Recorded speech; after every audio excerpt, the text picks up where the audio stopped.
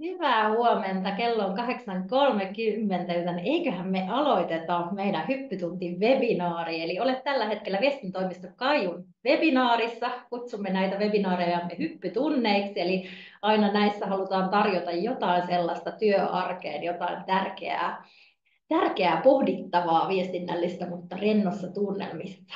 Ja tänään meillä on iso aihe, meillä on muutosviestinnän mestariluokka ja ennen kuin päästään meidän päivän vieraat ääneen, mä kerron teille vähän taustaa, mistä tänään puhutaan.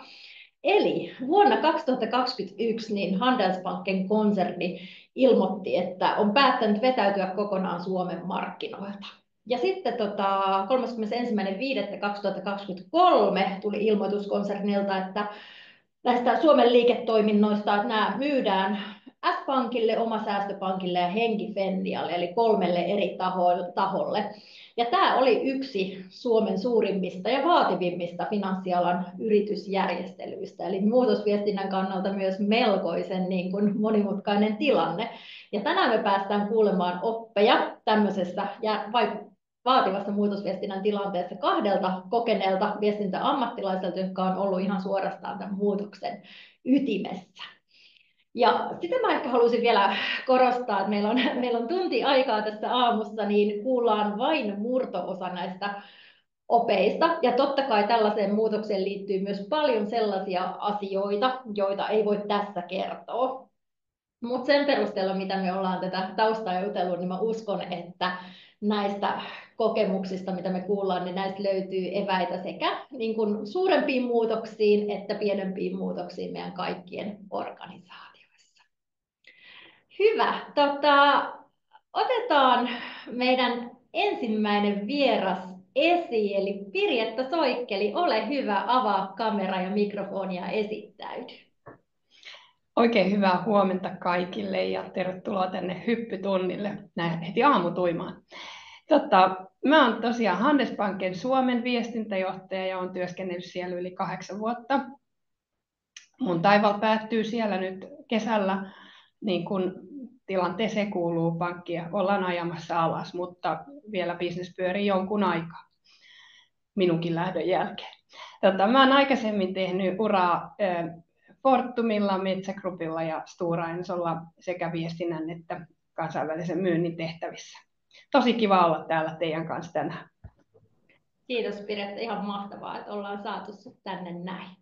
Ja sun kaverina tänään on sulle hyvinkin tuttu henkilö, meidän Kaiun kumppanikonsultti Inka Ikonen. Inka, ole hyvä ja esittää.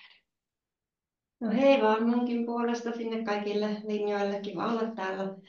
Mä oon siis Inka Ikonen, mä oon pitkän linjan viestinnän ammattilainen ja ollut viestintäyrittäjä nyt 5 vuotta ja saman ajan itse asiassa on ollut myös Kaiun kumppanikonsultti ja Kaiun kautta oli sitten ulkoistettuna tuolla Handelsbanken viestintätiimissä reilusti yli 2 vuotta. Ja niin, minulla on kokemusta niistä toimistojen lisäksi yritysviestinnästä, oli muun muassa Finnairilla pitkään aikaisemmin ja sitten englanniksikin tulee kirjoitettua, koska olen asunut Lontoossa muutaman vuoden aikoina. Sellainen tausta. Kiitos Inka ja mahtavaa, että olet täällä tänään. Ja täytyy sanoa, että oli ihan mahtavaa, kun suunniteltiin tätä webinaaria, että teistä kahdesta tosiaan pystyi aistimaan tämän muutosmatkan, mitä olette jakaneet yhdessä, että miten suhtaudutte toisiinne ja miten iloinen jälleen näkeminen oli. Joo, hei, nyt täytyy sanoa, että tässä aamun tohinassa en muista, esittäydyinkö itse. Jos en esittäytynyt, niin hei vaan, hei, mun nimi on Salla Syrman ja viestintätoimisto Kaiussa olen työskennellyt 16 vuotta ja olen valmentaja ja viestintäkonsultti. Näin on mukava olla teidän kanssa tänään oppimassa muutosviestinnästä. Ja vielä ennen kuin mennään noihin kysymyksiin, mä kerron tästä ihan käytännöistä muutaman sanan. Eli mä oon valmistellut kysymyksiä tästä aiheesta Pirjetalle ja Inkalle. Ja käydään niitä läpi, mutta koko ajan niin voitte laittaa kysymyksiä tuonne chattiin. Ja sitten sen jälkeen, kun me ollaan käyty nämä mun valmistelemat kysymykset keskusteltu läpi, niin mä poimin niitä sieltä sitten. Ja tuonne chattiin aina näissä Zoom-webinaareissa, niin muistakaahan, että kun kirjoitatte, niin laittakaa siihen tyhkenttään everyone, niin silloin kaikki muutkin näkee teidän kysymykset. Ja toki sinne voi laittaa ihan kommentointiakin, että olen näissä webinaareissa huomannut se, että ihan semmoinen kokemusten jakaminenkin on tosi hyödyllistä yleisön kesken, niin rohkeasti sinne kirjoitelkaa vaan. Ja tämä webinaari tallennetaan ja tallenne tulee sitten kaikille ilmoittautuneille jälkikäteen ja tulee myös Kaijun sivuille. Näin. Mutta eiköhän me lähdetä liikkeelle, koska paljon on asiaa. Ja mulla on ihan ensimmäisenä Pirjatalle tämmöinen kysymys valmisteltuna, että jotta me ymmärretään, miten suuresta muutosmatkasta tässä on oikein ollut kyse, niin voisitko sä vielä kertoa meille tiiviisti tämän muutoksen niin kuin lähtökohdat ja päävaiheet? Mistä on ollut kyse? Kyllä, ja Salla tosiaan sä jo tosi hyvin avasitkin, mutta käydään vielä läpi. Eli tämä on ollut tosi pitkä muutosmatka. Eli tätä on kestänyt 3,5 vuotta. Eli Handelsbanken konserni Tukholmasta ilmoitti syksyllä 2021, että aikoo vetäytyä Suomesta ja luovutaan Suomen liiketoiminnoista. Sitten meni kuitenkin aika pitkään, eli 1,5 vuotta ennen kuin löytyi ostajia meidän liiketoiminnoille. Eli toukokuussa 2023 ilmoitettiin tästä yrityskaupasta, jossa tosiaan 3 ostajaa oli ostamassa osaa meidän liiketoiminnoista. Ja sitten meni viime vuoden joulu, eli joulukuussa 2024 saatiin nämä kaikki kaupat klousattua. Tässä välillä on myöskin tapahtunut semmoista, että koko henkilökunta kävi läpi muutosneuvottelut ja sitten tuli konsernilta päätös, että nämä myymättä jääneet liiketoiminnat ajetaan alas. Ja tämä alasajo on nyt käynnissä ja kestää vielä näillä näkymin muutamia vuosia. Eli tämä muutosmatka jatkuu. Ja nyt tässä seminaarissa me keskitytään oikeastaan tähän 1,5 vuoden matkaan siitä, kun tapahtui tämä signing ja saatiin nämä kaupat päätökseen. Mutta kannattaa koko ajan pitää mielessä se, että tämä on ollut todella pitkä matka. Ja vielä taustaksi, että niin kuin Salla totesi, tämä liiketoimintakauppa todella monimutkainen kokonaisuus, koska ostajia oli 3. Ja kun Handelsbanken on ollut täyden palvelun, kokonaisvaltaisen palvelun pankki, niin asiakas saattoi jakautua 4 eri kohteeseen. Eli myytiin sopimuksia, ei kokonaisasiakkuuksia. Eli tämä teki tästä saattoi tehdä asiakkaalle niin kuin hankalan kokonaisuuden ymmärtää ja sitten käytännössä meidän päässä niin hirveän paljon teknistä miettimistä, että todella paljon niin kuin IT-asioita mietittävänä. Ja sitten vielä semmoinen juttu tässä 1,5 vuoden aikana, mikä leimasi tätä meidän tekemistä, että me oltiin kilpailijoita edelleen tämän signing ja closingin välillä. Eli kilpailulainsäädäntö oli koko ajan niin kuin siinä taustalla, pankkisalaisuus, se mitä asiakkaasta pystyttiin kertoa tai oikeastaan tosi vähän kerrottiin ennen ihan viime metrejä ostajille. Ja sitten myöskin finanssivalvonta oli koko ajan niin sanotusti meidän yksi pääyhteistyökumppani, jonka kanssa myöskin niin kuin jaettiin kaikki materiaalit. Tässä pääpiirteissään, eli pitkä matka, todella paljon erilaisia sidosryhmiä. Joo, on kyllä monimutkainen kokonaisuus ja tulee vielä mieleen, että vaatii niin kuin, että paitsi se ihmispuoli, miten saada ihmiset muutoksen mukaan, niin tosi paljon niin kuin viestinnällistä tarkkuutta myös on vaatinut tämä. Inka, kysytään sulta sitten vähän, niin kuin, että miten sä liityt tähän tarinaan. Että sä hyppäsit jossain vaiheessa mukaan Pirjetan tiimiin Kaijun kumppanikonsulttina, niin kerro vähän, että millainen tämä teidän tiimi oli ja mikä oli sun oma rooli siinä tiimissä? Joo, eli mä hyppäsin mukaan noin aika tarkkaan vuosi sen jälkeen siitä, kun konserni oli julkistanut tämän myyntiaikeen, eli se oli silloin syksy 2022.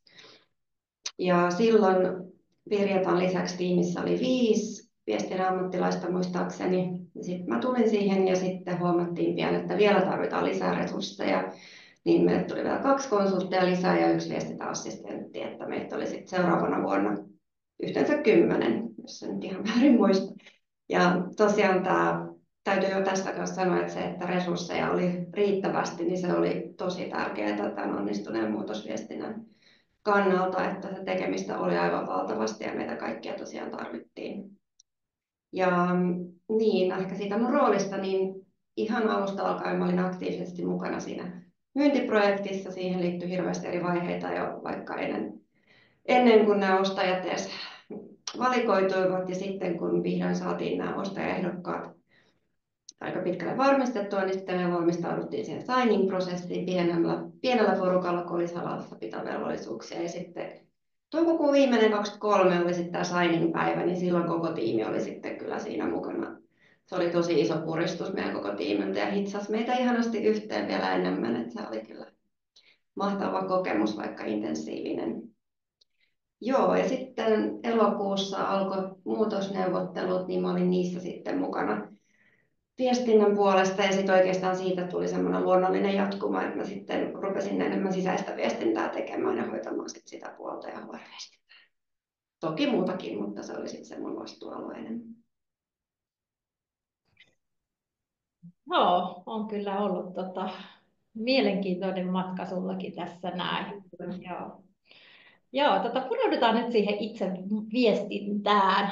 Näihin kaikkiin vaiheisiin tietysti on liittynyt tosi paljon erilaista viestintää ja katsotaan tarkemmin erityisesti tätä liiketoimintakauppojen osuutta ja niihin vaiheisiin liittynyttä viestintää. Niin Pirjetta, kerro meille, että miten ihan käytännössä pyöritetään tämmöisen yritysjärjestelyn viestintä, jos samaan aikaan myydään toimintoja niin peräti 3 eri toimijalle ja kaikille on niin omat painotuksensa siinä viestinnässä, niin mitä tästä voi oppia? Joo, no tästä voi ennen kaikkea oppia se, että suunnitelmat täytyy olla. Mutta mä vielä ennen kuin lähden tätä purkamaan, niin haluaisin muistuttaa siitä, että meillä oli niin käytännössä 2 linjaa koko ajan. Meillä oli se operatiivinen, eli pankki pyöri koko ajan normaalisti, tai aika pitkälle normaalisti, eli palveltiin asiakkaita, otettiin vielä aika pitkälle myöskin uusia asiakkaita, että se normaali pankkibisnes pyöri ja siihen liittyvä viestintä aivan normaalisti. Sitten samaan aikaan toisessa striimissä me tehtiin tätä yrityskauppaa ja siihen liittyviä järjestelyjä. Ja tässä oli just tosi tärkeää se, että oli riittävästi resursseja. Ja tässä me päästään siihen ydinkysymykseen. Ja mä palaan tähän myöhemmin, mutta sanon nyt jo. Eli että meidän toimitusjohtaja ymmärsi, että viestinnällä on tosi tärkeä rooli ja me tarvitaan tähän riittävästi resursseja.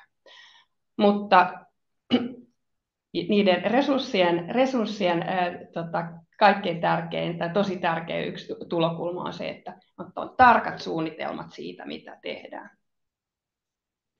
Sitten toinen juttu on se, että meillä oli hirveän tiivis yhteistyö projektijohdon ja linjajohdon kanssa. Eli tämä myyntiä valmisteleva ja toteuttava projektijohto ja se kokonaisuus, niin yksi viestinnän henkilö istui sen projektin johtoryhmässä ja tiesi tasan tarkkaan, mitä tapahtuu, mitä erilaisia asioita oli käynnissä. Et se oli ihan avainedellytys sille, että viestintä tietää, missä asiat makaa, miten asiat etenevät. Ja myöskin, että pystyttiin olemaan proaktiivisia siinä, että minkälaisia asioita valmistellaan, täytyykö meidän muuttaa kenties meidän kurssia, täytyykö meidän suunnitelmia muuttaa. Ja itse asiassa tämä sama tosiaan myöskin niin kuin sinne linjatyöhön, että koko ajan oltiin tilanteen tasalla, että miten se perusbisnes pyörii. Eli niin mun pääviesti tässä kohtaa on se, että sekä linjassa että projektissa ymmärrettiin viestinnän merkitys, kuunneltiin meidän näkemyksiä. Ja itse asiassa viestintä otti tässä myyntiprojektissa vastuulleen myöskin asioita, jotka normaalisti ei ehkä kuuluisi viestinnän tehtäväksi. Mutta kun tämä kokonaisuus oli niin valtavan suuri, niin luontevasti ehkä vähän isompiakin kokonaisuuksia kaatui niin sanotusti meidän pöydälle. Ja yhteistyö oli tosi tiivis eri tahojen kanssa. Sitten yksi tosi tärkeä kokonaisuus, mä mainitsin jo finanssivalvonnan. Me tosiaan tehtiin sitten tässä myyntiprojektissa kaikkien 3 ostajan kanssa käsi kädessä sitä asiakasviestintää. Ja niin kuin mainitsin aikaisemmin, niin kilpailulainsäädäntö ohjasi meidän tekemistä. Et meidän täytyy olla tosi tarkkoja siitä, että mitä me jaetaan, ja sitten käytännössä kuitenkin niin ne asiakasviestit, jotka meiltä lähti asiakkaille, oli kaikki yhdessä tehty ostajien kanssa. Eli se finanssivalvonnan rooli ja sitten tietynlainen sisäinen tarkkuus myöskin, ja valtava määrä juristeja, joiden kanssa myöskin keskusteltiin ja haettiin konsensusta siitä, että asiat menee oikein. Ja sitten vielä, kun puhutaan monimutkaisista kokonaisuuksista ja juridiikasta, että me saatiin ne asiat selkeästi, asiakasystävällisesti viestittyä ja kirjoitettua paperille, niin se oli yksi niin kuin oma mutkansa tässä kokonaisuudessa, mutta se oli meillä tavoitteena koko ajan, että vaikka puhutaan vaikeista asioista, niin sen täytyy olla asiakasystävällistä. Ja vaikka puhutaan siis tietyllä tavalla surullisista tai vaikeista asioista siitä, että asiakas vaihtaa pankkia, niin silti aina lähtökohta meillä oli se, että tehdään asiakasystävällistä viestintää. Ja sitten oli vielä yksi tulokulma tai sidosryhmä tosi tärkeä, eli konserni ja konsernin asiantuntijat sekä projekteissa että viestinnässä ja ihan konsernin johdossa tietyissä kohtia tätä kokonaisuutta. Ja sitten vielä yksi juttu, jonka haluaisin jo tässä kohtaa, etten unohda, niin paljon tehtiin myöskin niin sanotusti turhaa työtä, eli varauduttiin kaiken näköisiin juttuihin, eli pöytälaatikossa on vieläkin ihan hirveästi kaikkea materiaalia, jolle ei tullutkaan käyttöön, mutta otetaan sekin opin kannalta. Mahtavaa, ja siinä tilanteessa, kun niitä olisi tarvittu, niin silloin se ei olisi ollut turhaa varautumista, niin varmasti näin. Ja tosi mielenkiintoisia asioita, ja toi myös, mitä mä oon omissa muutoksissa oppinut, niin toi selkeän viestinnän merkitys, että sitä ei voi niin kuin liikaa korostaa, ja se on myös semmoinen, mihin menee aikaa ja vaatii resursseja, että just toi, että jos on jotain juridisesti tosi tarkkoja asioita, niin kyllä se vaatii melkoista vuoropuhelua, että löydetään sellaiset sanamuodot, jotka kelpaa sekä juristeille että sitten kuitenkin on niin kuin asiakkaiden ja sidosryhmien ymmärrettävissä. Tosi kiinnostavia. Inka, mitä sä haluat omasta näkökulmasta lisätä näihin?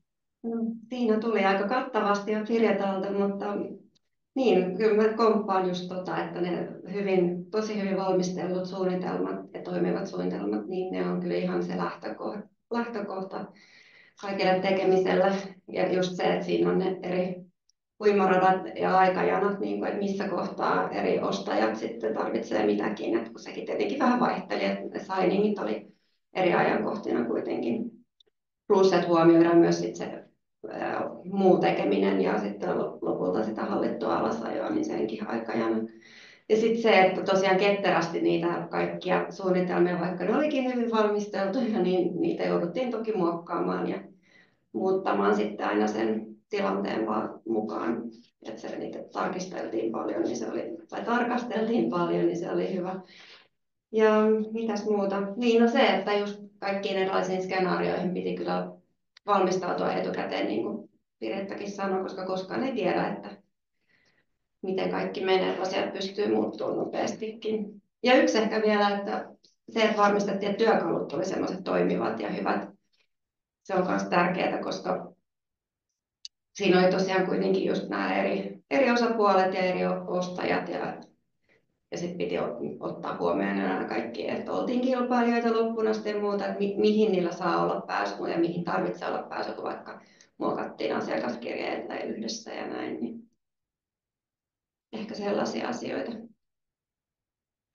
Ja tärkeää oli kyllä myös se, että meillä oli kaikilla tiimiläisillä oli aika selkeästi sit jaettu se meidän oma vastuualue, että pystyttiin pyörittämään sitä normaalia operatiivista bisnestä siinä sivussa, vaikka kaikki myöskin auttaa tässä muutosviestinnässä. Mutta 2 linjaa tavallaan koko ajan pyörii.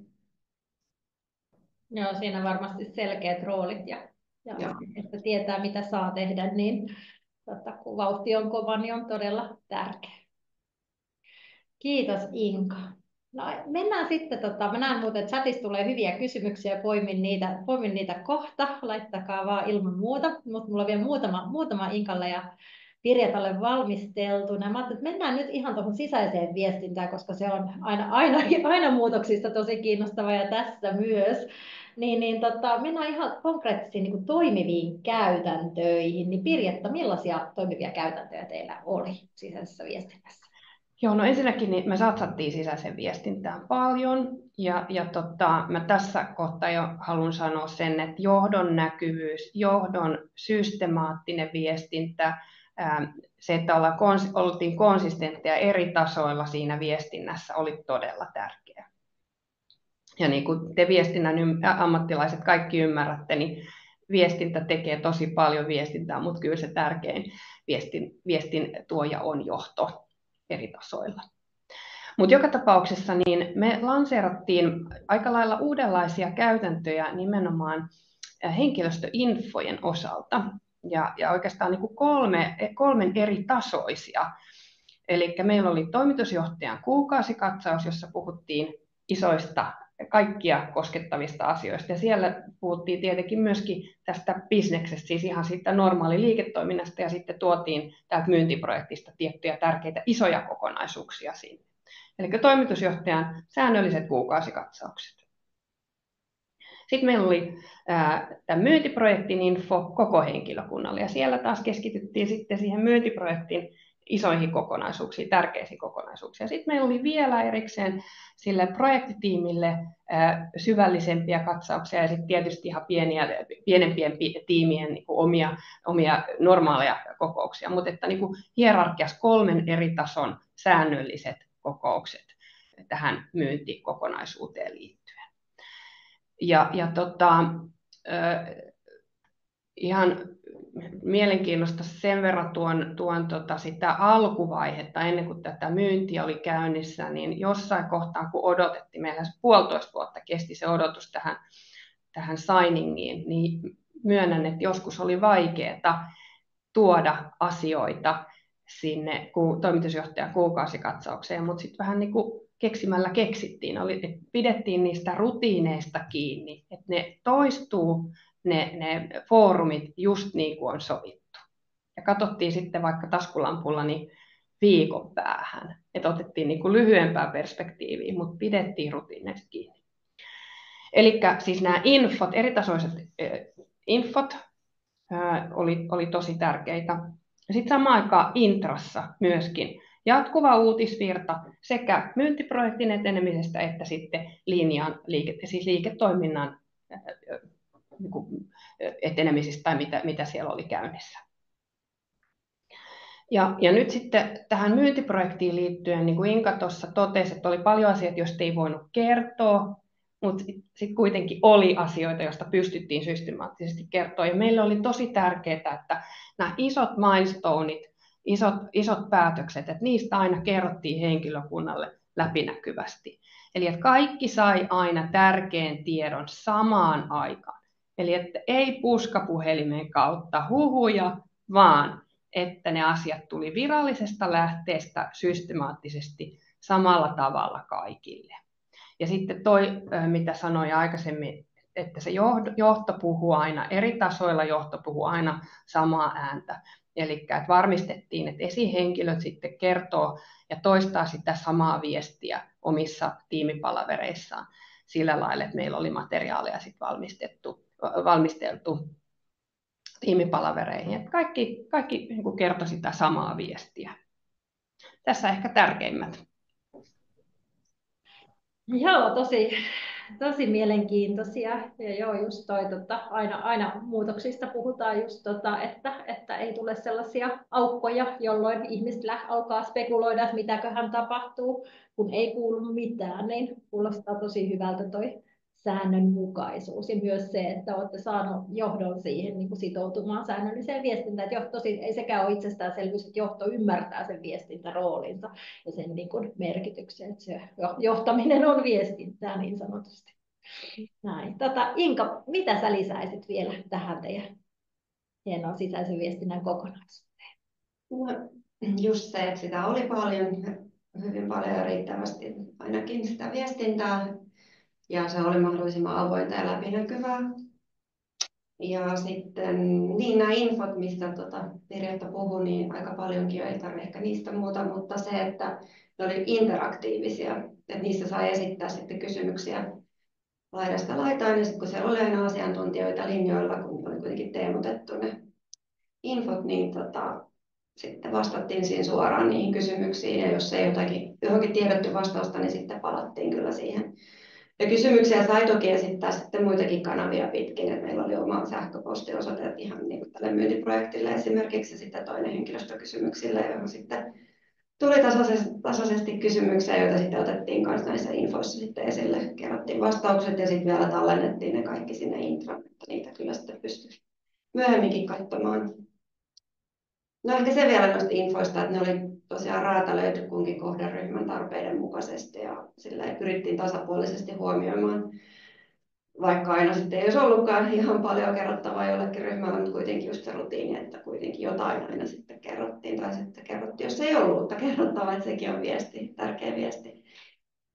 Ja sitten ehkä se on hyvä muistaa, että tarvitaan sitä isojen etappien tavallaan juhlimistakin, että meillä oli siis ihanasti oli kaikennäköisiä kahvikakkuhetkiä koko henkilöstölle, niin ne piristi ehkä sitten kuitenkin osaltaan tunnelmaa.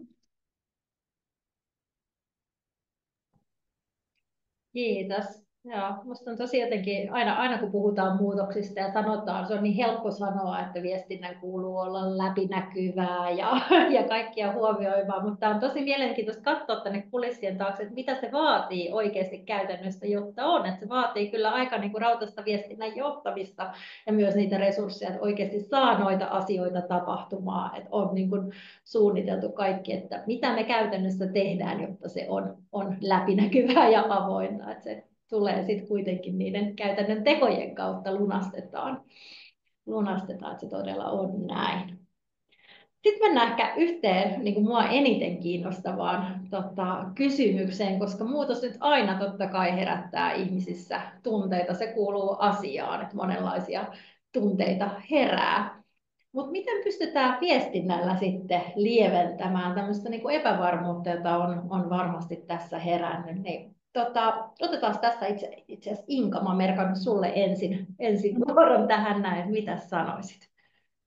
No tosiaan toi, mitä jo aikaisemminkin tuossa tuli ilmi, että se, että pidetään niistä rutiineista kiinni, että on ne infot, joissa kerrotaan niin paljon kuin vaan pystytään aina. Ja sit, jos ei ole sitä uutta kerrottavaa, niin sitten tosiaan sekin sanotaan.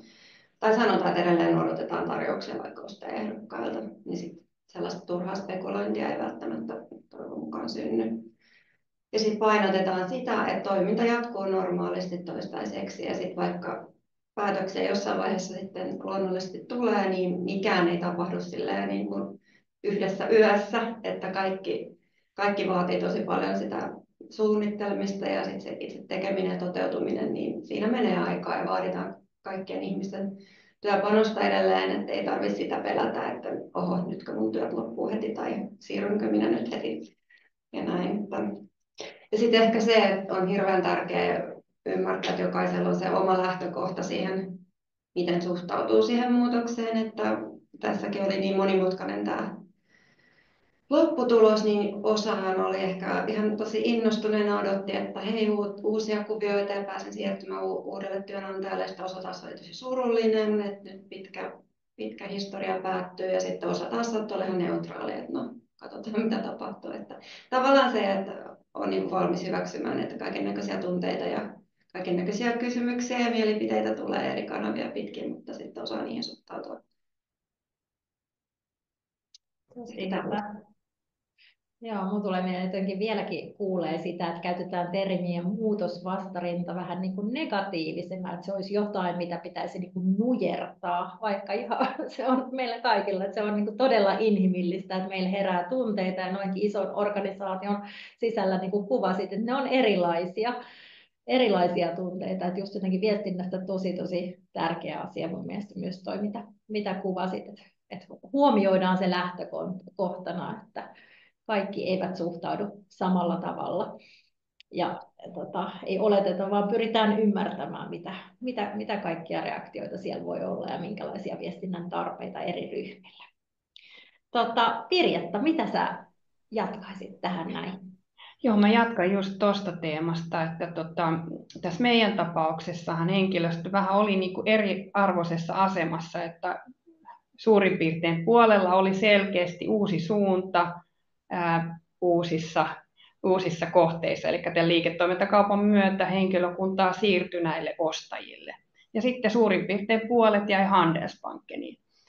Ja niin kuin kerroin, niin alasajo on käynnissä, eli se tarkoittaa sitä, että työt loppuu. Eli silloin vielä, kun kaikki oli paikalla, niin me herkällä korvalla ja sydämellä aistittiin sitä tunnelmaa ja yritettiin koko ajan pitää mielessä tämä kaksi jakautunut lauma ja kunnioitettiin sitä. Ja sitten samaan aikaan pyrittiin pitää siitä hyvästä yhteishengestä, Handelsbanken yhteishengestä kiinni loppuun saakka.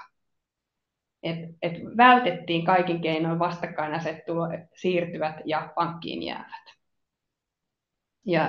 Tämä oli niinku tosi tärkeää, että otettiin ne tunteet ja tämä tietynlainen eriarvoisuus huomioon. Mutta sitten ihan siinä käytännön tekemisessä, niin kuin Inka tuossa jo totesi, niin ne rutiinit on hirveän tärkeitä. Et esimerkiksi ne kuukausikatsaukset, niin että ne toistuu. Mutta sitten myöskin ihan siinä käytännön päivittäisessä työssä rutiineista kiinni pitäminen ja se, että on tekemisen meininki, että sä teet merkityksellistä työtä, se on hirveän tärkeä jokaisen työhyvinvoinnin kannalta. Että sulla on selkeä päämäärä, sitä seurataan, sitä sun päämäärän toteutumista ja että kaikki tämmöinen normaali toimintasuunnitelmat, niiden seuranta sekä projektissa että sitten siellä linjatyössä. Niin tämä oli tosi tärkeä ohjenuora meillä johdossa koko ajan myöskin. Mutta sitten vielä mä ehkä korostaisin tätä läpinäkyvyyttä, että aina pyrittiin kertoa mahdollisimman suoraan asiat niin kuin ne on. Ja myöskin se, että kun henkilökunnan tuli anonyymisti kysymyksiä näihin meidän eri kanaviin, niin niihin vastattiin. Ja sitten myös tärkeä asia oli viestinnän ja HR välinen tiivis yhteistyö. Ja myöskin niin kun, että suunniteltiin tai tehtiin esihenkilöille omia foorumeita, vähän niin kuin ehkä ventilointifoorumeita, ja sitten myöskin se, että meillä oli näitä erilaisia esihenkilömateriaaleja, joilla esihenkilöt pystyivät sitten myöskin omissa tiimeissään näitä tunteita käsittelemään. Eli että annettiin esihenkilöille työkaluja myöskin tämän muutoksen johtamiseen. Se oli koko tämän pitkän muutosprosessin ja on edelleen tämän muutoksen ihan keskiössä, että esihenkilöillä on työkaluja ja he kokevat, että he saavat tukea siihen muutostilanteen johtamiseen. Ja nämä mun mielestä menee käsi kädessä siis viestintä ja HR tämmöisessä isossa tilanteessa tai isossa muutoksessa. Näin. Kiitos. Ja mä katsoin, tuolla chatissa tuli aikaisemmin sellainen kysymys, jos just kysyttiin, että oliko tämmöisiä Q&A-kanavia, niin siis selkeästi oli foorumeja, missä pystyi henkilöstö esittämään kysymyksiä ja niitä kerättiin ja niihin vastattiin. Joo, hei, mennään sitten vielä, koska tämä on niinku tosi mielenkiintoinen, että tämähän on ollut todella niinku viestinnälle kanssa paineenalaista työtä. Miten te huolehditte siitä, että oma tiimi jaksoi paineen alla ja pystyitte onnistumaan yhdessä, niin Inka, mitä koit? Mikä auttoi tässä? No meillä kyllä, vaikka tuli monta uutta tiimijäsentä siihen alkukokoonpanoon, niin jotenkin hirveän nopeasti hitsautui semmoinen hyvä yhteyshenki, että ehkä just oli niin ainutlaatuinen kaikkinensa tämä koko muutosviestinnän projekti ja yrityskauppa, että jotenkin me keskusteltiin avoimesti asioista ja sitten kyseltiin toisten mielipiteitä, sparrailtiin paljon ja sitten kaikki oli osalla oli aika vahvojakin mielipiteitä ja joskus ne vähän erosi toisistaan, mutta just että se aina kuunneltiin ja keskusteltiin niistä, että mikään ei niinku johtanut mihinkään semmoiseen tilanteeseen, että ei olisi pystynyt sanostamaan mielipidettänsä ja aina löydettiin joku hyvä konsensus siihen. Ja sitten se oli tosi tärkeää, että pystyi luottamaan niihin kollegoihin ja aina sai apua, jos tarvittiin, että pystyttiin sitten niin vaikka uudestaan vähän delegoimaan tehtäviä. Että siellä oli aikaa pysty hyppäämään sitten johonkin, jos tuli jotain ad hocia. Ja huumori sai todellakin kukkia. Meillä oli hirveän hyvä huumori meidän tiimissä, että varsinkin paineen alla kun oltiin, niin sitä roskimpaa huumoria välillä, että se oli yksi kantava voima.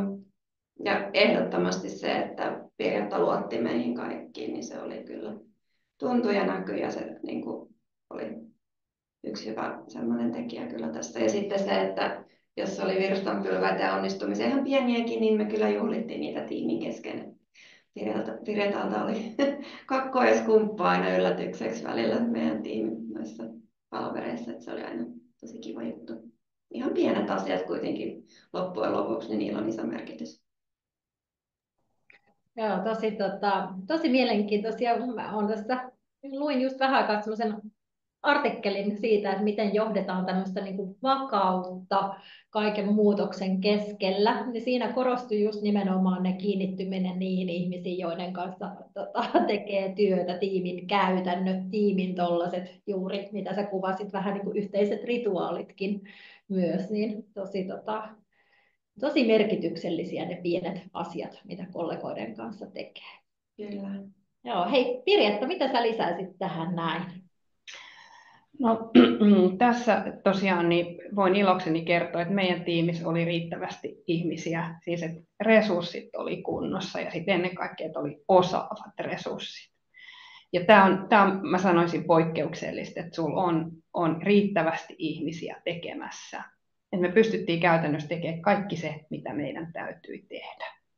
Ja siitä mä oon tosi kiitollinen mun esihenkilölle. Sitten yksi tosi tärkeä asia oli mun mielestä myöskin se, että näissä kaikkein kriittisimmissä rooleissa me käytännössä tehtiin parityöskentelyä. Eli että vaikka aina joku henkilö oli vastuussa tietystä asiasta, niin sulla oli enemmän kuin backup. Ihminen, joka tiesi, mitä sä teet ja oli niin kuin käytännössä tekemään sitä hommaa sun kanssa. Et jos olisi sairastunut tai mitä nyt käynytkään, niin joku olisi pystynyt lennosta hyppää sun tontille. Eli tämä parityöskentely tai varamiesmenettely, se oli siis enemmän kuin varamiesmenettely, ehkä enemmän parityöskentelymalli. Tietysti siis näissä kriittisissä rooleissa. Mutta sitten tässäkin mun mielestä tosi tärkeää on se suunnitelmallisuus, suunnitelmien seuranta, eli se, että mennään selkeitä tavoitteita kohti ja säännöllisesti läpikäydään, miten nämä tavoitteiden saavuttaminen etenee. Ja sitten tarvittaessa resurssien vaikka hetkellinen uudelleen allokointi. Et kun tuli jotain piikkejä, niin sitten koko tiimi saattoi olla tekemässä sitä asiaa yhdessä, jotta me päästiin tiettyyn tärkeäseen maaliin. Eli että aika semmoinen agiili malli toimia. Et niin kuin lähtökohtaisesti tosi selkeät toimenkuvat, mutta että pystyttiin tukemaan toinen toisiamme matkan varrella. Ja sitten tietyllä tavalla, kun me elettiin pitkään ihan omassa kuplassa siinä täysin fokusoituneena siihen liiketoimintakaupan toteutukseen, niin me sparrailtiin luottamuksella tietenkin muutamien korkea osaamista omaavien tahojen kanssa. Eli otettiin tämmöisiä sparraussessioita, joissa voitiin käydä näitä meidän asioita läpi. Et meillä oli jo valmiit suunnitelmat ja näkemykset, mutta sitten haettiin vielä ulkopuolista näkemystä, miltä tämä voisi toimia. Eli tunnistettiin se, että puhutaan ja tehdään vaikeita asioita, me ollaan hyviä tekemään, mutta vielä on ehkä järkevää kysästä jonkun mielipidettä ja katsoa, että voisiko tästä olla apua. Mutta kaiken A ja O tässä isossa kokonaisuudessa se, että minulla oli riittävästi ihmisiä tekemässä tätä asiaa ja ennen kaikkea oli osaavat ihmiset tekemässä. Ihan huipputiimi. Loistavaa. Ja näin siis, täytyy todeta, että näin ei valitettavasti aina todellakaan ole, että niitä resursseja on ja se sitten kyllä näkyy helposti siellä tuloksissa. Niin itse asiassa haluaisin kysyä tästä, koska kun sä kerroit tästä hienosta tilanteesta, niin mulle tuli heti silleen, että että siellä on, niin johto on niin todellakin ymmärtänyt tämän viestinnän merkityksen, niin miten te olette saaneet niin kirkastettua tämän viestinnän merkityksen johdolle, jotta näitä resursseja on sitten niin riittävästi ja viestinnällä valtuus toimii. Sä kertoit aikaisemmin, mikä kuulosti kanssa ihan älyttömän hienolta, että viestintä jopa teki sellaisia asioita, jotka ei normaalisti kuulu. Niin miten tämä ymmärrys siellä johdossa on saatu aikaan? No, tämä lähtee varmasti pitkälti siitä, että Handelsbanken on aina ollut niin kuin asiakkaan pankki, tai me ollaan haluttu olla asiakkaan asioita edistämässä, asiakaslähtöisiä siis tosi voimakkaasti. Ja nyt kun me tiedettiin, että liiketoimintakauppa voi olla asiakkaalle niin kuin hankalasti ymmärrettävä, me nähtiin, ja johto, mun kollegat siis näki, että tämä voi mennä mönkään sen takia, että me ei pystytä kertoa tätä selkeästi. Eli se lähti oikeastaan niin kuin riskien ymmärtämisestä. Ja sitä kautta ymmärrys siitä, että tähän täytyy satsata, me tarvitaan viestintään riittävästi tekijöitä, jotta me ainakin yritämme tekevämme kaikkemme, mitä voimme, jotta se asiakasviestintä on mahdollisimman selkeää. Tämä oli ehkä se kaikkein tärkein asia. Sitten samaan aikaan se, että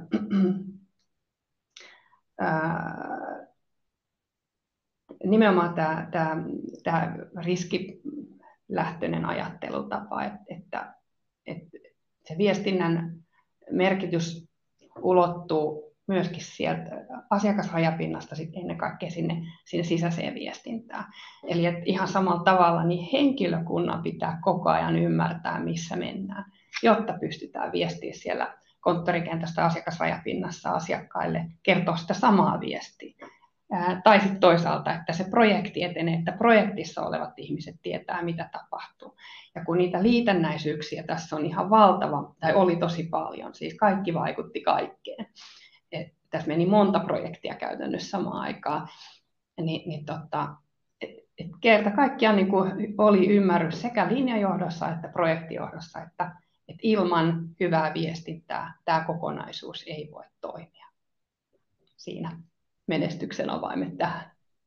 Joo, ja tämä on kyllä mun mielestä hyvä esimerkki laittaa takataskuun, että jos joskus pitää olla tämmöisellä benchmark-esimerkillä perustella sitä, että mitä sillä, että riittävästi on viestintää, niin mitä sillä saadaan aikaan, niin tämä on mun mielestä hieno tarina muistaa.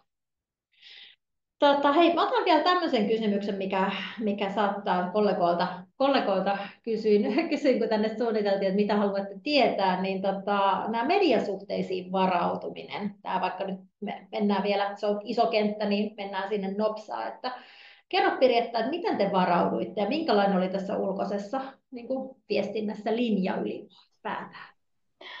No ensinnäkin niin me haluttiin aina, että kotipesä eli nettisivut on aina up to date. Eli se oli mun mielestä se tosi tärkeä niin kuin ulkoisen viestinnän lähtökohta, että oli siis kuka tahansa ulkoinen sidosryhmä, että jos sä menit katsomaan meidän nettisivuilla, niin siellä oli tieto siitä, miten asiat etenee, mitä nyt on käynnissä. Sieltä löytyi Q&A ja mitä kaikkea. Se oli yksi, mutta sitten niin kuin median suuntaan varautumisessa, niin kaikista isoista milestoneista me tehtiin lähtökohtaisesti Q&A-mediaa varten. Mietittiin jo proaktiivisesti, että mitä ne vois kysyä ja miten sitten vastataan. Ja erityisesti, kun katsottiin tätä projektin etenemissuunnitelmaa, niin tunnistettiin riskikohdat, mitkä saattaisi mennä pieleen, missä on vaikka teknisesti todennäköisyys, että voisi mennä pieleen. Ja sitten näitä riskejä spekuloitiin, ei spekuloitu, vaan oikeasti mietittiin, että mitä se käytännössä saattaisi tarkoittaa pankin tai ostajapankin tai ennen kaikkea asiakkaan kannalta. Ja näihin tämmöisiin riskikohtiin niin tehtiin myöskin ne Q&At ja me myöskin järjestettiin tämmöinen kriisiviestintäkoulutus, jossa oli mukana pankin linjajohto ja projektijohto ja sitten viestintä. Ja Kaiku itse asiassa järjesti tämän tosi hyvän kokopäiväsession, jossa käytännössä harjoiteltiin yhtä tämmöistä skenaarioa. Se oli tosi hedelmällinen. Ja siinä myöskin testattiin, että miten meidän 1 QA-patteristo toimisi sitten oikeassa elämässä. Eli me varauduttiin. Ja silloin alussa jo mainitsit sitä, että te olette todellakin niin kuin paljon varautuneet ja skenaarioita tehnyt, ja vaikka sitten kaikki ei toteudu, niin kuitenkin se varautumisen merkitys, niin se on ihan niin kuin valtavan tärkeä asia. Näin. Hei, mä katson, täällä on ihan älyttömän hyviä kysymyksiä tullut chattiin, mä haluaisin niihin, mutta mä kysyn teiltä kuitenkin vielä yhden tämmöisen vähän niin kuin molemmilta kysymyksen. Katsotte taaksepäin, niin mitkä on ne tärkeimmät opit, mitkä jäi käteen? Miten te neuvoisitte meidän yleisö, jos siellä on henkilöitä, jotka on vastaavan niin kuin monimutkaisen muutoksen, viestitsevän muutoksen edessä, niin Inka, mitä sä sun henkot opit? No, joustoa ja malttia, että pitää olla niin kuin valmis niistä omista mahdollisista arkirutiineista, olla valmis luopumaan hetkellisesti ainakin ja lähteä hypätä mukaan ad hoc-tilanteeseen, koska sitä tuo muutosviestintä tosiaan välillä on. Ja priorisoida toki sitten niitä omia tehtäviä ja sitten jakaa, niin kuin Pirjottakin tuossa jossain kohtaa sanoi, niin tarvittaessa sitten vähän jaettiin uudestaan tehtäviä, että katsottiin mitä oli kelläkin työpöydällä ja riittikö vaikka se 1 työpari siihen yhteen tehtävään vai tarvittiinko siihen lisäkäsiä, että semmoinen joustavuus on tosi tärkeää. Ja sitten se, että varaa sitä aikaa, että jokainen vaihe, ihan yksi asiakaskirje, joita oli muuten yli 150 eri versiota lopulta, niin se, että saat sen asiakaskirjan siitä alkuluonnostelusta ja kommentoinnista ja liigaleiden kommenteista ja kaikesta hyväksytettyä ja käännettyä ja painoa ja perokset ja postitukset, se vie siis tosi paljon aikaa lopulta. Et toki jos tulee joku ad hoc-kirja, niin sitten mennään vauhdilla, että saadaan sekin, että niitäkin tuli, mutta jos on sen aikataulun mukaisesti, niin kyllä se niinku aikataulut on tärkeitä tossakin. Kiitos. Eli aika rautasta aikataulun hallintaa ja sitten toisaalta myös niin kuin toisaalta joustoa ja ketteryyttä. Niin, kyllä. Sitten kun pitääkin mukautua, niin pitää pystyä. Joo, mä sanoin jo teille, että kun te suunniteltiin tätä, niin tuli silleen, että voi vitsi, tämä on kyllä semmoinen ehkä once in a lifetime tämmöiset megamuutokset, semmoisia viestinnän kouluja. Tuli melkein semmoinen vähän niin kuin annoskateus, että kumpa olisin päässyt itse oppimaan tuollaisissa. Joo. Pirjetta, millä sä täydentäisit? Joo, toistan itseäni, mutta sitouta toimitusjohtaja, tee viestinnän rooli selkeäksi tai selväksi muutostilanteessa ja muista, että johto- ja esihenkilökaarti on avainroolissa. Sitten ne suunnitelmat, sopeuta niitä tarvittaessa, mutta ennen kaikkea hanki riittävästi resursseja ja hyvät resurssit. Luota siihen sun tiimiin, anna vapaus toteuttaa, mutta anna samalla sitten apua, jos tarvitaan. Ja sitten yksi tärkeä, muista tunteet muutostilanteessa. Tunteet vaikuttaa koko henkilökuntaan, mutta myöskin sun omaan tekemiseen. Tunnista se, mutta älä anna niille valtaa. Eli etene suunnitelmien mukaan. Päämäärä koko ajan mielessä. Hienoja. Ja hyvä nosto toi omat tunteet myös mun mielestäni, että ei sitä itsekään ole niin kuin mitenkään tunteeton ihminen, että tosi tärkeä niin kuin se itsetuntemus myös. Joo, hei, täällä tosiaan näitä älyttömän hyviä kysymyksiä on tullut ja mä poimin tästä ensimmäisen. Pahoittelen jo kaikille, ei välttämättä kaikkia ehdetä, mutta täältä poimin sieltä täältä. Mutta täällä on Marialta tämmöinen erinomainen kysymys, että väsykö johto henkilöstön reaktioihin, kommentteihin vai jaksoiko he ylläpitää empaattista ja vuorovaikutusta linjaa. Ja hän kertoo, että heillä tämä on haasteena muutostilanteessa. Ja olisi mahtava kuulla, että kuinka sitten perustella johdolle esimerkiksi avoimen anonyymin palautekanavan olemassaoloa, kun sinne tulee voimakastakin kritiikkiä henkilöstöltä. Niin miten, Pirjetta, miten tätä huolta? Joo, kyllä meillä johto on jaksanut ja jaksaa edelleen vastata ja ottaa myöskin kritiikkiä vastaan. Toki matkan varrella nämä kysymykset vähän ehkä toisti itseään ja sitten saatettiin todeta, että hei, tähän kysymykseen on vastattu silloin ja silloin, että nämä löytyy Intrasta. Eli nimenomaan se, että kaikki ne vastaukset on tallennettu jonnekin ja me ollaan läpinäkyviä siinäkin, että ne on siellä ja sieltä voi käydä katsomassa. Ehkä se kollegiaalinen tuki tässä, että sitten johtoryhmässä keskusteltiin näistä asioista, että semmoista supporttia myöskin. Mutta tosi ymmärrän tuon kysymyksen ja tuommoisen problematiikan. Siihen kannattaa vaan satsata. Joo, ja tässä myös se, että viestintä on ollut siellä johtoryhmässä edustettuna, niin kun sekään ei aina ole itsestäänselvyys, että viestinnän näkökulma olisi siellä johtoryhmässä. Joo, siis kaiken A ja O täytyy olla. Ihan ehdottomasti. Ei tämmöiset muutokset onnistu muuten. No just näin. Täällä on itse asiassa vähän niin kuin tähän johtajien ja esihenkilöiden niin kuin saamaan tukea muutama muukin kysymys, niin täällä esimerkiksi Pia kysyy, että oliko sitten jotain niin kuin valmennusta, muutosvalmennusta esihenkilöille tai henkilöstölle, ja sitten tulee mieleen ylipäätään johdolle, että minkälaista tämmöistä niin kuin valmennusta tai tukea he saivat. Kyllä, joo. Meillä oli pari kertaa vuodessa nämä niin kuin koko esihenkilökaartin tapaamiset, siis ihan fyysiset tapaamiset, päivän 2 sessioita, ja siellä koko tämän muutosmatkan, itse asiassa jo ennen sitä me valmistauduttiin siis silloin ennen 3,5 vuotta sitten yhteen toiseen isoon muutokseen, että me oltiin aloitettu tämän muutoksen johtaminen tai siihen varautuminen jo varmaan 5 vuotta sitten. Meillä on niin kuin hyvä pohjatyö tehty, mutta sitten kun päästiin ihan tähän itse järkyttävään muutokseen siihen, että Handelsbanken lopettaa, niin meillä oli aika hyvin pohjavalmisteltu esihenkilökaarti, mutta sitten satsattiin vielä enemmän ja koko tämän pitkän matkan aikana niin on ollut säännöllisesti muutosvalmennuksia, myöskin nimenomaan sitä, että miten kohtaa tiimin kanssa näitä muutostilanteita tai hankalia tilanteita. Onpa hieno juttu. Ja tässä mun mielestä meidän kannattaa poimia myös tämä, mitä kerroit, että tämä jos valmentaa vaikkapa esihenkilöä tai henkilöstöäkin, niin se työ ei mene hukkaan, että se kantaa siellä, että sitten kun tulee, ja kun tämä maailman elämähän on nyt näin, että tämä muutos ihan missä tahansa organisaatiossa jatkuvaa, niin kyllä tärkeää niin kuin tarjota niitä eväitä ja valmiuksia kohdata ne muutokset ja auttaa henkilöstöä niiden kanssa. Joo, hieno asia. Hei, tässä oli Vanessalta loistava kysymys. Tuleeko jotain mieleen semmoista konkreettista, että oliko jotain semmoisia, niin kun, jos katsotte jälkikäteen, tähän voisitte molemmat vastata, niin mitkä oli ehkä ne suurimmat onnistumiset tai yllätykset, joihin ehkä ei osattu varautua?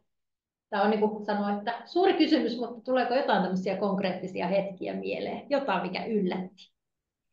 Haluatko sä Inka aloittaa? Mä voisin sanoa, että kyllä mä just kun tässä ollaan puhuttu tästä, että kuinka hyvin me varauduttiin aina kaikkea ja tehtiin niitä tosi isoja patteristoja huolella ja viilattiin, niin sitten loppujen lopuksi, jos mediahan ei ollut juurikaan moksiskaan, että toki jos jotain olisi tapahtunut, niin sitten olisi ollut aivan eri laulu, mutta siis kaikki meni niin, onneksi niin hyvin myös just näissä vaikeissa migraatioissa tai vaikeissa, mutta monimutkaisissa migraatioviikonlopuissakin, että ei tullut semmoista minkäännäköistä mediamyrskyä. Tosi neutraalia uutisointia oli ja jopa S-Pankin migraatioviikonlopun osalta niin ehkä semmoista jopa myönteistäkin, että se oli ehkä semmoinen, näinkin voi mennä.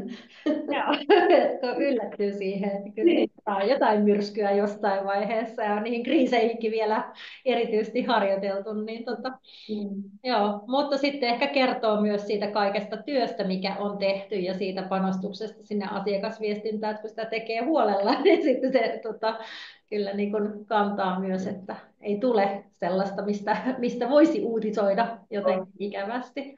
Ja kyllähän se on hirveän tärkeää niin henkisesti koko porukalle ja johdolle ja kaikille, että tietää, että on ne. Tietää sitten, miten on varauduttu ja mitä sanoisit, jos olisi käynyt jotakin. Mutta... Just näin, luo turvaa. Pirjeppa, mitä sä nostaisit tämmöistä yllätyksistä? Joo, yllätyksistä tosiaan, niin silloin lokakuussa 2021, kun tämä konsernin päätös tuli siitä, että Handelsbanken vetäytyy Suomesta, niin yllättävää oli meidän asiakkaiden reaktiot.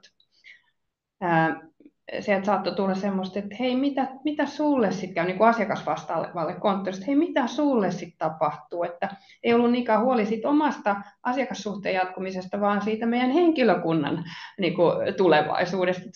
Se oli musta tosi symppistä, että asiakkaat oli niin kuin vahvasti meidän puolella ja surullisia meidän puolesta. Ja totta kai me oltiin surullisia meidän asiakassuhteiden päättymisen puolesta, mutta kuitenkin, että se asiakasreaktio oli enimmäkseen tuommoista. Tosi kyllä yllättävää. Joo, ja sympaattista. Täällä on Katilta tämmöinen kysymys, mikä on, että ei tullut näitä niin kuin mediamyrskyjä, mutta onko ollut jotain somemyrskyjä, esimerkiksi henkilöstön kommentointia somessa, että seurasitteko somea ja vaikuttiko se mihinkään? Joo, totta kai seurattiin somea ja oli tietysti myöskin ääripäät, että se mitä mä äsken tuossa kerroin, niin tämmöisiä reaktioita näkyy myös somessa ja olihan siellä sitten myöskin niitä pettyneitä ja vihaisia reaktioita. Et sehän on nykypäivää ja kaikki tietysti pyrittiin asiallisesti vastaamaan. Mutta ei mitään isoa myrskyä tullut somessakaan tähän liittyen. Ja voisin myös ehkä niin kuin tähän arvata, että jos se henkilöstöviestintäkin, jos ajatellaan tätä, että henkilöstöitä lähtisi tulemaan someen, että jos se viestintä on koko ajan, että pidetään kiinni siitä, että se on säännönmukaista ja kerrotaan niin kuin ajantasaisesti, niin se vähentää kyllä huomattavasti sitä, että menen someen purkamaan turhautumistani, kun se on mahdollisimman hyvin hoidettu. Juuri näin. Enhän mä voi antaa niinku liian kiiltokuvaa, että totta kai siellä on ollut sisäisesti pettymystä, surua, kaikkea mahdollista, mitä kuuluu tämmöiseen isoon muutokseen. Mutta että niitä on käsitelty talon sisällä ja se on musta tosi arvokasta, ettei ole tarvinnut sit lähteä tuonne somealustoille huutelemaan. Kiitos. Katon, täällä on vielä, meillä on ehkä, no itse asiassa kello onkin sen verran, mä olin jo, että mitäs kysymyksiä seuraavaksi, kun täällä on todella hyviä, mutta katsoin, että kohtahan meillä aika loppuu, niin tässä vaiheessa mä ottaisin teiltä vielä Pirjetta ja Inka. Molemmilta ehkä yhden semmoisen, että jos haluatte, että jotain tästä megamuutoksesta jää meidän yleisölle mieleen, jotain ohjenuoraa, niin mikä se olisi? Pirjetta, yksi asia, minkä poimisit. Tee hyvät suunnitelmat ja hanki riittävästi resursseja ja sitten se johdon tuki. Loistavaa. Inka. Ole valmis kaikkeen, varaudu kaikkeen ja ole joustava. Siinä on oikein hyvät asiat.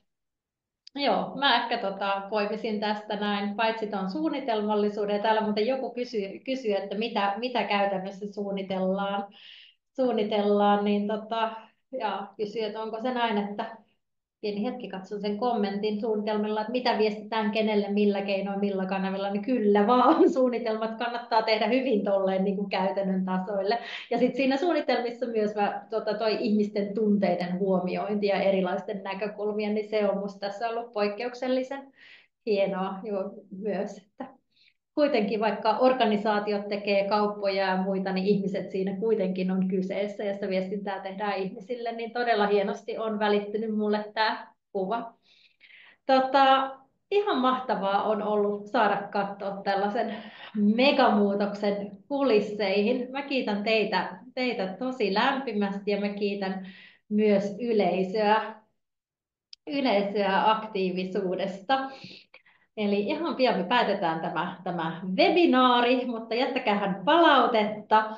Ja tämä tulee siis tosiaan tuonne Kajun sivuille. Saatte mailitse tallenteen ja mielellään saa laittaa meille Kajulle myös palautetta, että minkälaisia aiheita toivotte jatkossa. Eli tosi mielellään otetaan tällaisia asioita. Ja meihin kaikkiin saa varmasti olla yhteydessä ja saa laittaa linkkarikutsua ja muuta. Niin oikein paljon kiitoksia. Täältä mä vielä luen, että teille on tullut täällä kiitoksia ja kiitoksia tulee myös ilmeisesti entisiltä kollegoiltakin terveisiä, että upeasti ja ammattitaidolla johdettu ja viestitty muutoshanke on tullut parikin kertaa.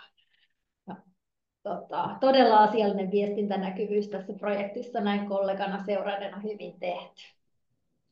Näin, mutta eiköhän me laiteta hyppytunti paketti ja palataan päivän normilukujärjestyksen pariin. Toivottavasti muutamia ideoita oppineena. Oikein hyvää päivänjatkoa ja kevättä kaikille. Kiitos. Moi täältä myös. Kiitos. Moi moi.